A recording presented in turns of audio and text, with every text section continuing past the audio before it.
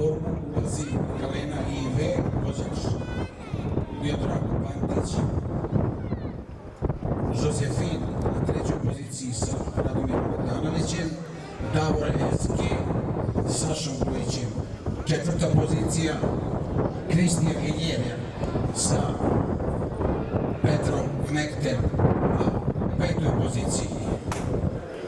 Dosta galopa za polovinu učesnika i otprilike tamo se trka na neki način i pokidala na one koji kasaju su među prvih 5 i sve ostali 6 su sa problemom u kasu.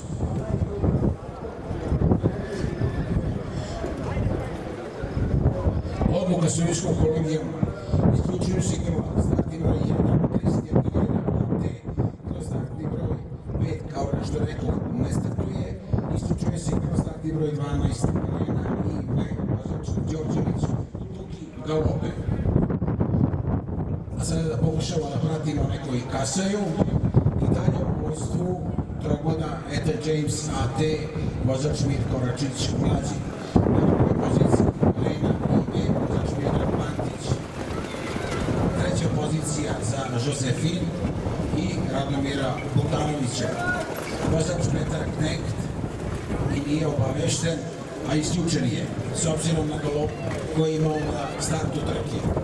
Tamo negde na petoj poziciji, opet u problemima za Sašu Grujića, a problemom pravi Davor SG. Onda negde iza velika razlika za Dinamita, pa gosta iz Čačka koji vozi Havanu MN, radi se o vozaču Nenadu Kovačeviću. Na nešto manje od 500 metara do cilja, Eta James AT i Mirko Račić mlađi i dalje zadržavaju lidersku poziciju. Na drugoj poziciji Miodrag Pantić sa Galenom, Tahoma i Miodrag Pantić. Druga pozicija, na trećoj poziciji Radomir Bogdanović sa grlom Josefin. Ulazak grla u ciljni pravac. Prednost Eta James AT je ubedljiva i očekujemo njen prolazak na liniji cilja. Eta James AT prva na liniji, Josefin druga, Tahoma treća, sada prolazi Davor SG, a